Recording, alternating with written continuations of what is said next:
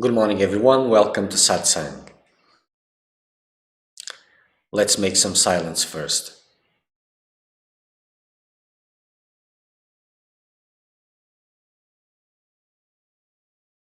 Calm your mind.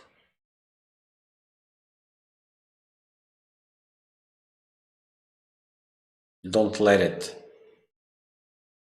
move from subject to subject, from this image to that image. Keep it always steady,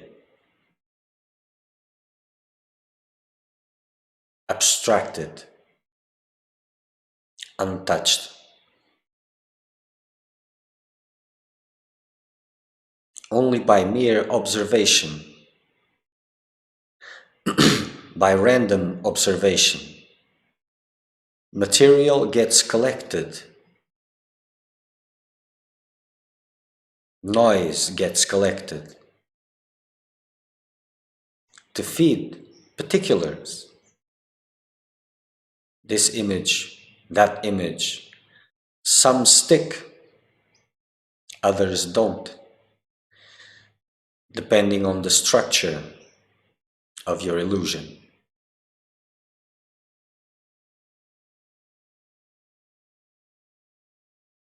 The mind should not be let loose, unchecked.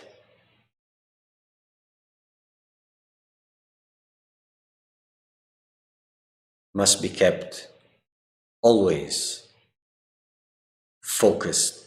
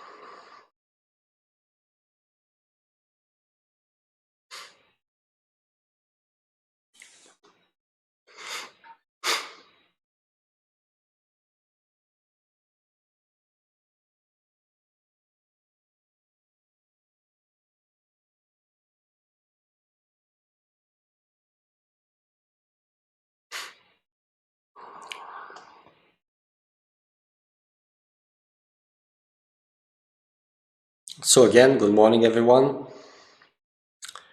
Just reminding that the videos and these satsangs, they are getting subtitles in different languages: Portuguese, French, Spanish, Arabic, Japanese, Chinese, Hindi, so that it is possible for you to understand what is being said. Well, it's not subtitles made by natives, it's a program, but from the feedback I'm getting, it is quite acceptable and it's understandable. So if you can send your feedbacks, usually the day after the satsang with subtitles is available, but it depends on the work of others, so it's not always guaranteed. But you can find it on the Facebook page and then on the YouTube channel. Also, the satsang number will change this week, and we will update the number on the pages also.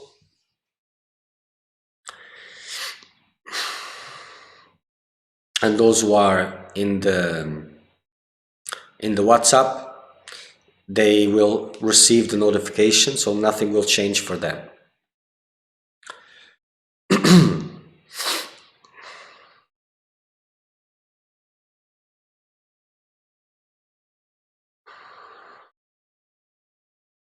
So a subject which I feel is important to bring today, with emphasis, is the commitment of the seeker of truth. I understand, and for some feedbacks that I'm getting also, and for what I've seen, I understand there's a lot of misconceptions about what is the quest for truth, what is the level of commitment, and a lot of things. For example, well, transitions are complicated, but needed. And the transition from a worldly life to a quest for truth happens on its own, more or less, according to the right decisions. And there's a lot of expectations because of many things, and a lot of ideas of what should be, what shouldn't be, and these things have to be put in their right perspective.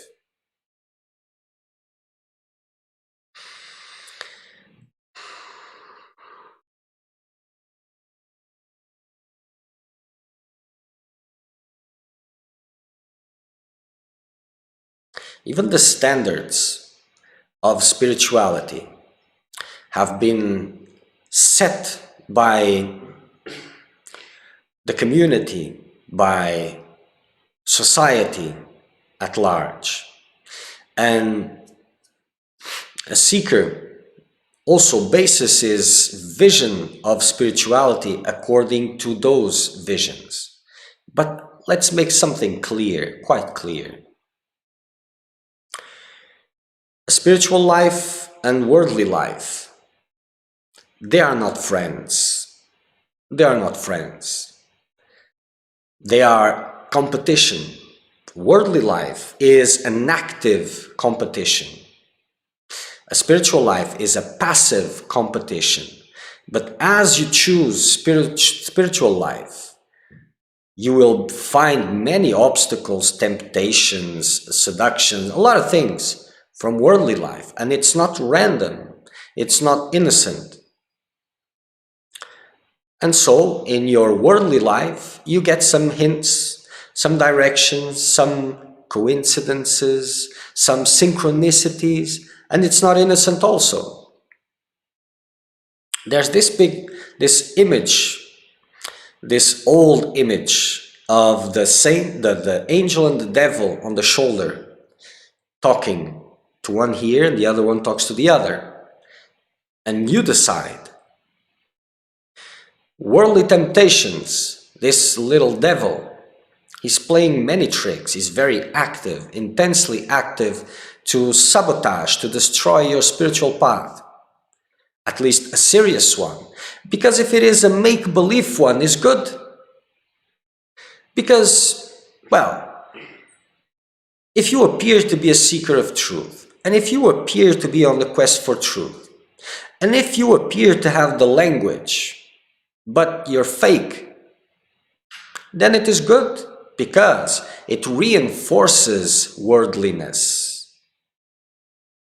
It reinforces everything else, and it gives a feedback to others around you. Oh, this is spirituality. So worldly life, it's not dead. Spiritual life is not dead. This is alive, much alive. There are forces at play in this. So the more fake you are as a spiritual seeker, the better it will be for these forces. They will help you even a lot. And sometimes you get hints. God doesn't forget you, even if you forget Him.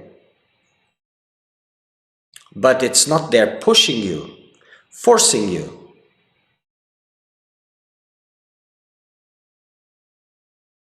So society is making the standards. Worldly people or worldly spiritual people are making the standards for spirituality. And these standards, of course, with all good intentions, are they really there to help you? They tell you that you cannot be a radical. And if you're stepping away from people, making yourself farther from other people, more secluded, or you're being brainwashed, or you're belonging to a cult, or whatever. The right thing is to keep a balance. What is balance in that sense? What is balance to a serial killer? Is he off balance when he is killing by the thousands? Would it be a balance for him to kill just 100?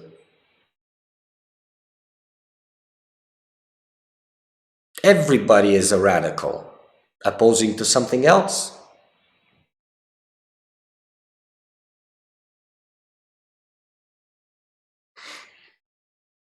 Everybody talks about this balance. Well, I really don't know what that is. I don't see this in the lives of those who speak about this. And for one, it's impossible, and the other, it's useless. That which you really want a lot, you will invest all which is needed, and more. That is the reality. But these conditions, these standards, they come, of course, with all the good intentions in it. But they are there to condition the rise of true spirituality and of true seekers of truth. They are opposing forces. It's not a peaceful relationship, not at all. Not at all.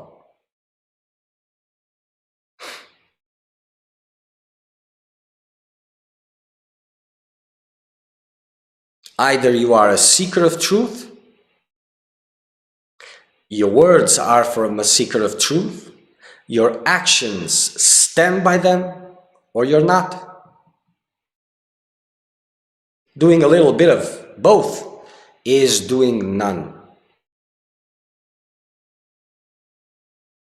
Maybe in this vision of a long run of lives of work, of spiritual work, maybe it counts.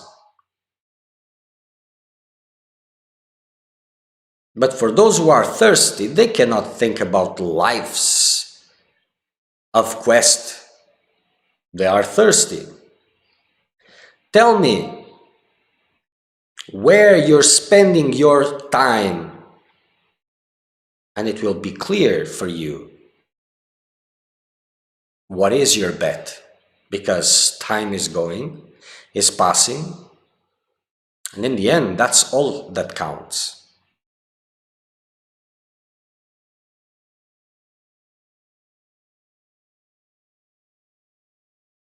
There's this idea also that a master needs to be very understanding, and is usually very understanding, and this and that, and he forgives all, and if you do a mistake you can do it again 1,000 times. Well, it may be so, it may be so when things are in its proper place, maybe. But those who are looking for a master in this way, they are not looking for a master, they are looking for a father or a mother.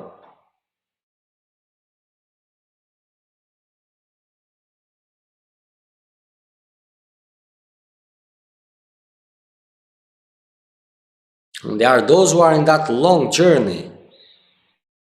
Maybe this is good for them, and let them get what they need, whatever that means.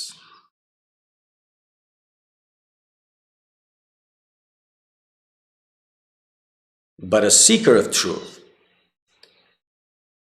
is helped because he helps himself. He finds the power, the strength inside of him.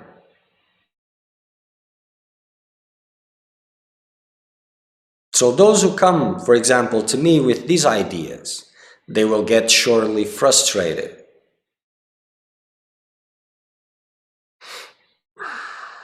Surely frustrated. I have all the time and patience in the world for those who are serious. Those who just want to play spirituality and play having a guru or something like that, they will get frustrated for sure.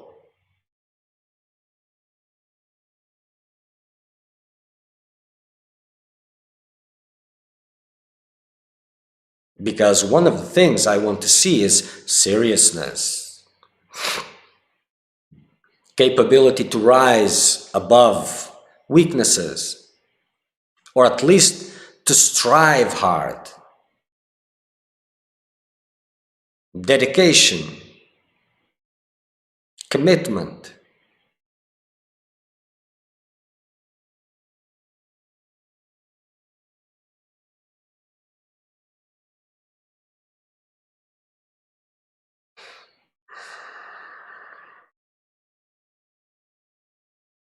And I'm not bound by any spiritual correctness, nor am I bound by all expectations that each and any seeker comes. Well, I don't know if you're sitting there playing to be seekers of truth. I'm not playing here a guru's role or something like that. It's not a play.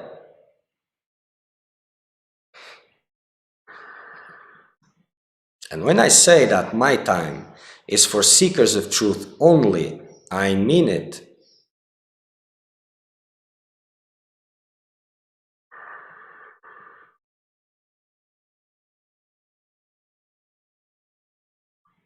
People fantasize. They look at the quest for truth and self-realization as, well, too good to be true. Maybe one day, maybe it happens. They believe it, yes, but practically speaking, they don't. Because if they did, they would dive completely.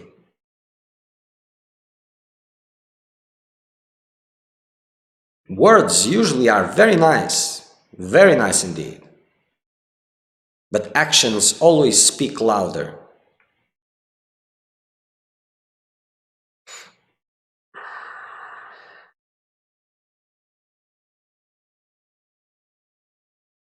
And without that seriousness, nothing comes out of it. Nothing good, at least.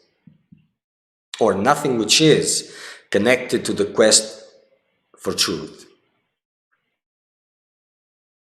Liberation is not a hobby.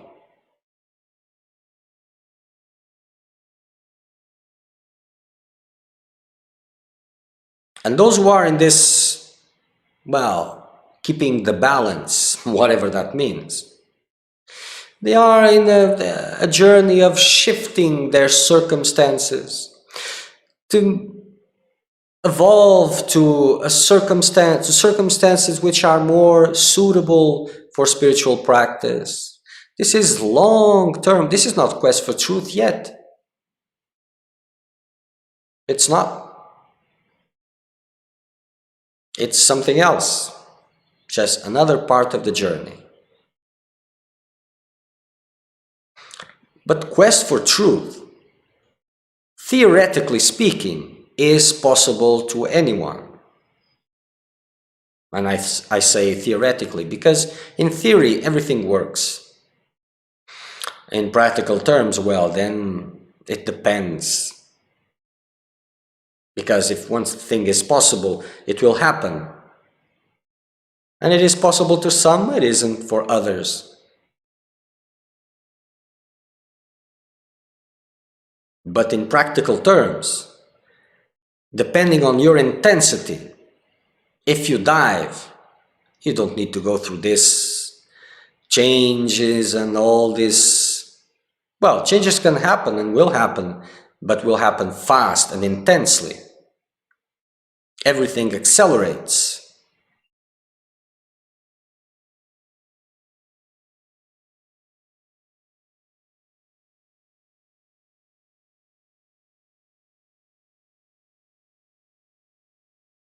Either it is cold or it is hot, warm, middle grounds.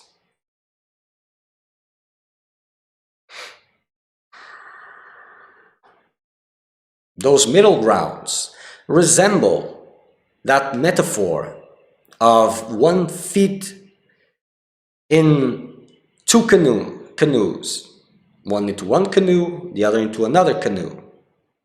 That is the balance that usually is talked about.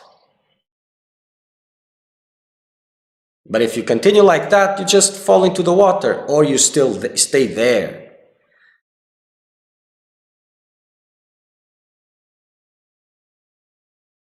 For the seeker of truth, is only the one who can excel that which is normal standards, because he is the one only that can make a different path, a different journey. The rest is just being taken by the current, thinking that they are doing something. Going against the current is a journey of hardships, intensity, sacrifices, pain, that is fueled by the urgency, by the calling for liberation. And when that comes, the seeker has to do what he has to do. Right, wrong, doesn't matter. If you're too worried about these standards of society, well, you're not a seeker of truth yet.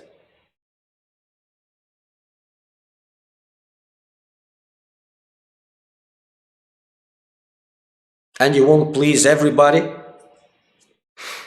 Probably you won't please nobody. You will make people feel angry. Probably they will feel hurt and they will say that you hurt them. But you don't have that power. People suffer by their own expectations, by their own beliefs, by their own delusion. Either you're a part of it or no. But you don't have that power.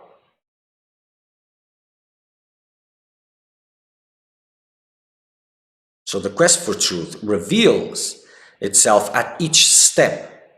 If you're trying to control your path, well, it is a dead path. If you're making plans for the future and this and that, you're missing the game. The next step comes as the previous step is given or taken. And each step is a test, a challenge to make you rise above your limitations, above your beliefs.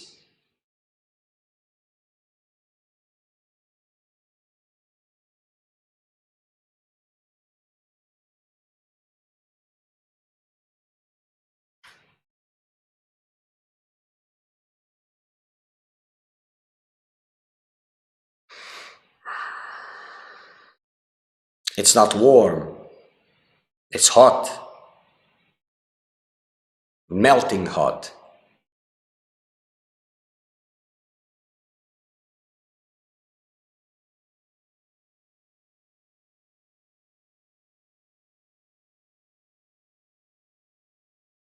And they are two opposite journeys.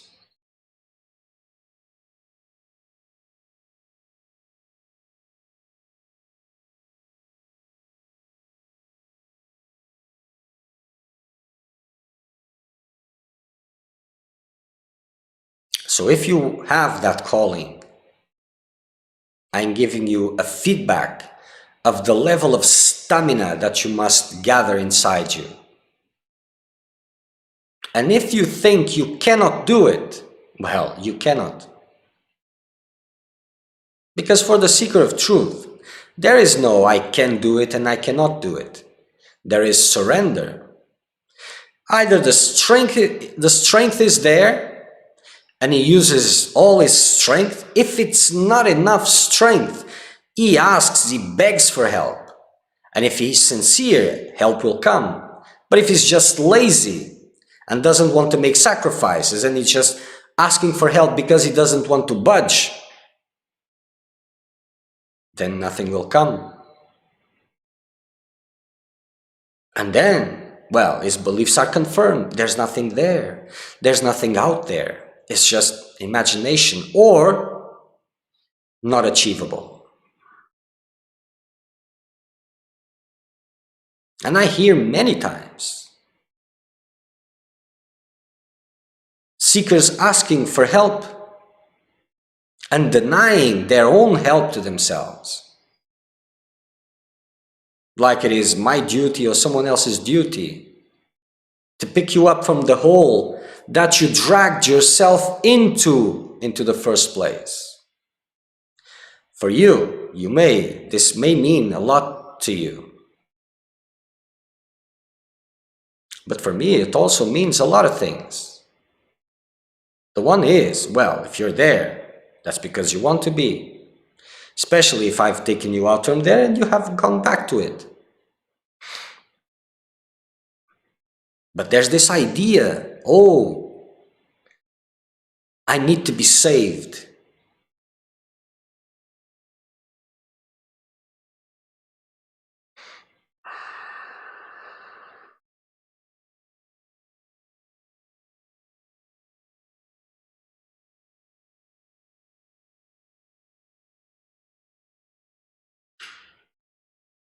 And contrary to what is said, magic happens to those who strive sincerely.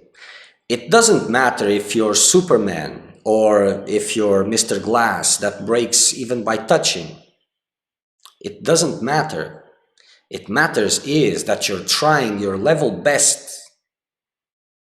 And that cannot be measured by nothing, only by you.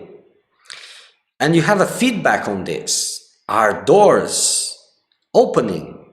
Is the life coming into you? Or not? Because, well, you can say to the wall, but I'm doing all that I can. Well, if the flames are coming, it is being supported. That is true. If flames are not coming, there's still something missing. Usually, a lot is missing. So if you really want freedom, you must take it very serious. And the last measure of it all, despite any beliefs you may have, despite the justifications that are in your mind connected to your spirituality and your practices and whatever you're doing, is guidance there? Not that guidance, indirect guidance or a hint here or there. Are you being pointed out? Do this, do that. Is it coming to you? Clear-cut guidance.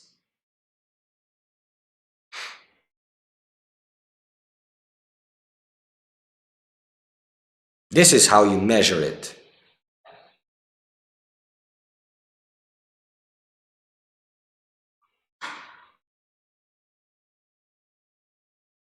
And many that say that, oh yes, I'm having it.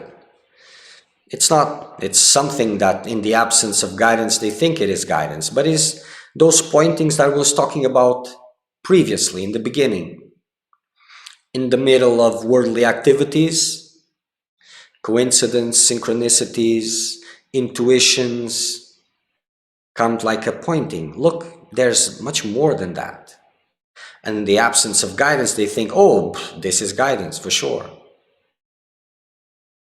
Guidance doesn't come without strong commitment, without surrendering your life to the quest for truth.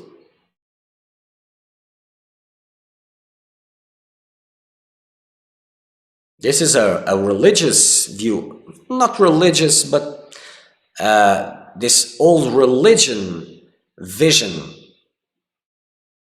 the part that walks the man into his worldly life, and that man is praying for the blessings of God, not God itself, because that's too much, just the blessings.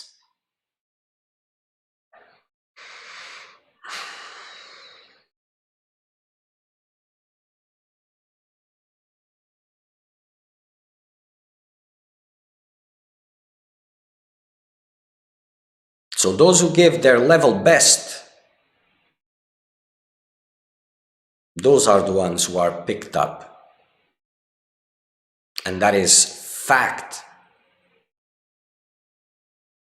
It doesn't matter what expectations you have about God, gurus, the universe. It doesn't matter. What matters is guidance there? Is the fire there? Is your heart exploding with love, with divine love? This is what matters.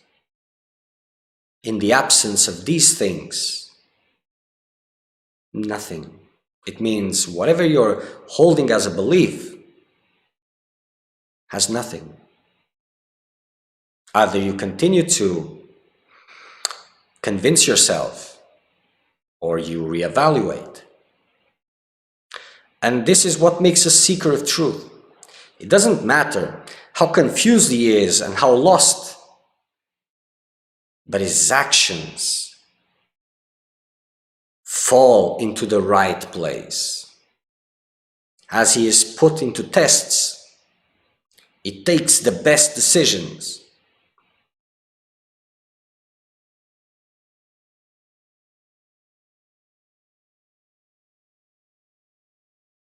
And those who commit, who surrender,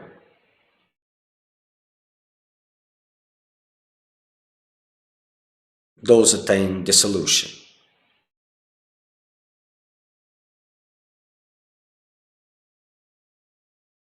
And the journey becomes much more shorter when your foot are into one canoe, and the freedom canoe, of course.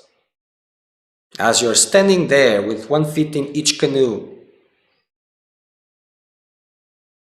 it's a long journey, an endless journey.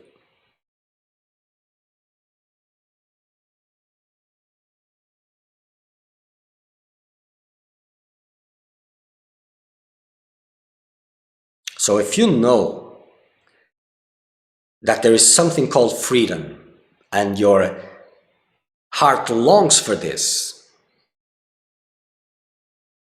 these ideas of adapting and putting some little practices in my daily routine, this doesn't take you far. You're doing that perhaps because you don't know any better, one reason. Others, you're not ready for this because you fear for your life and all these things, and well, but conflict is inevitable. Like I said at the beginning, these are two opposing forces. Neither is innocent, but worldly force is rajasic in nature. It tries to corrupt. It is active. It will be hunting you down. And you'll be agreeing with it. Because a part of you wants it to be like this. And then what I've seen from these human standards about spirituality is that it's normal. It has been brought down. The standards have come down. Enlightenment is just another thing, like, well, freedom, it's just normal, of course. Standards have been brought down.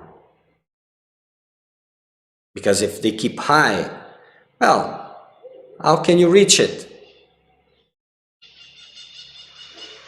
How can you fool yourself?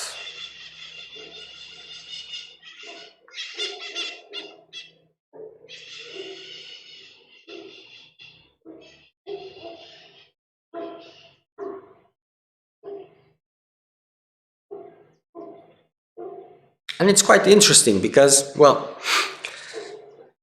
seekers usually tend to judge what is a master, what isn't a master. And they don't understand that.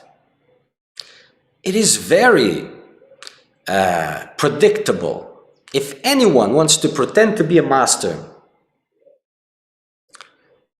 it is very easy and predictable. So all those analyses, they are ridicule in nature.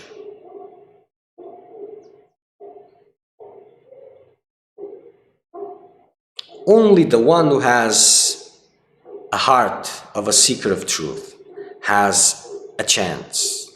A chance. It's not guaranteed.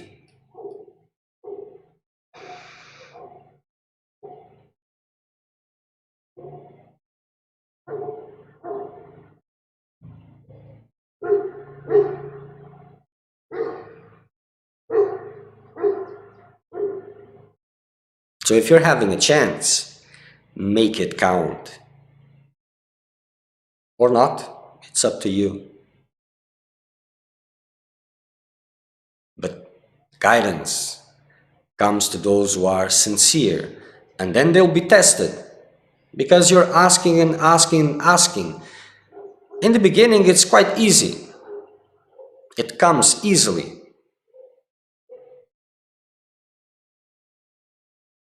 But then tests come.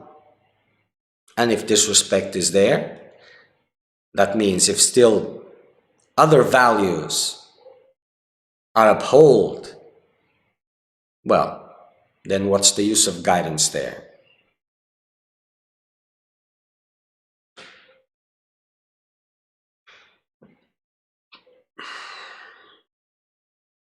So your mind may give many of justifications, but what measures it really is guidance there? Is the fire of meditation rising? The fire of the process of freedom? Is it alive?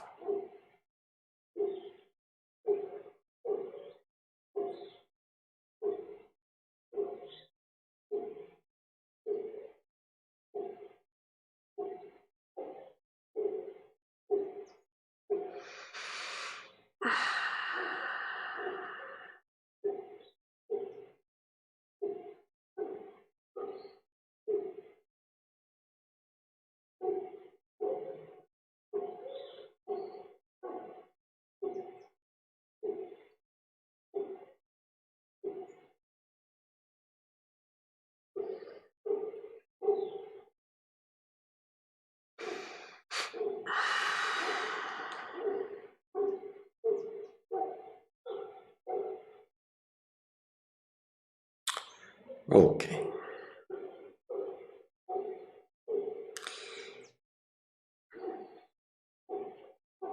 I will answer your question now.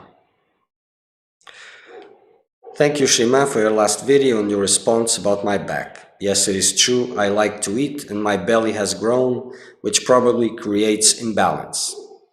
Can you advise me about food and finally talk about chanting a mantra? Can you advise me one? Then I also sing it in my car while driving because I have a job where I drive a lot. Thank you for your answers.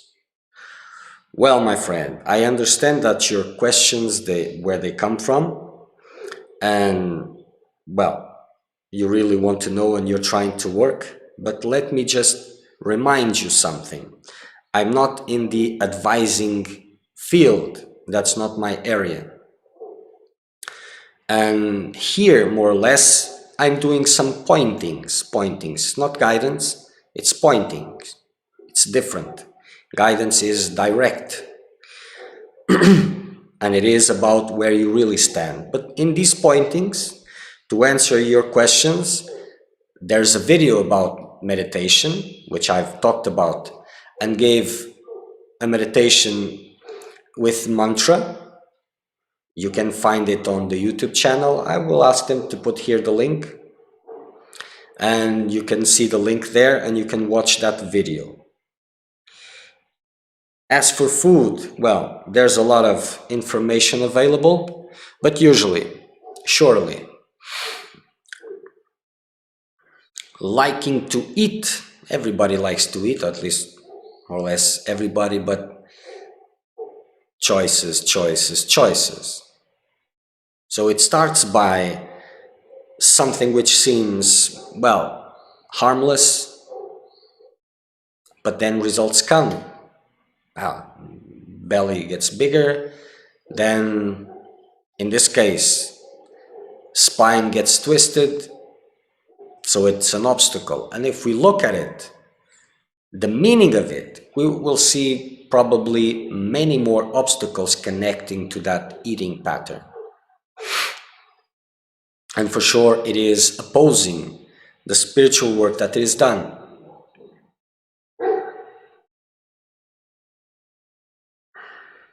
If you're doing two lives at the same time, ask yourself why. Why is that?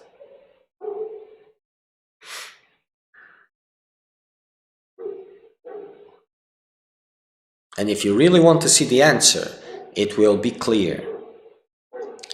But this is why it is difficult to see the answers. The real answers, not the suitable ones. It's because after seeing, the responsibility to act upon increases.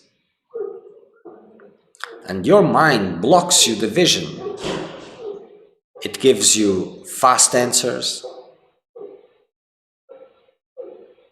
just to justify maintaining what is precious.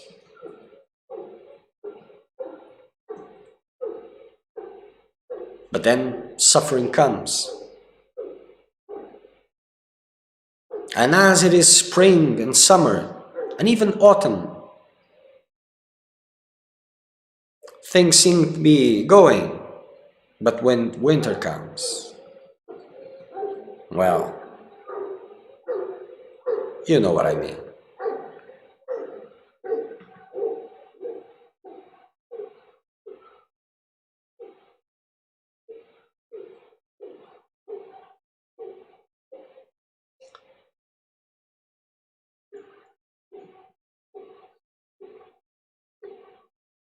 Okay. So for today, we are done. Next satsang will be Wednesday, 9 a.m. Brazilian time, UTC -3. Until then, make the best use of your time. Be a radical, make some radical changes in your life. Commit if you're a seeker of truth. If not, just classify all this talk like nonsense and go back to what you were doing. Easy enough. Watch.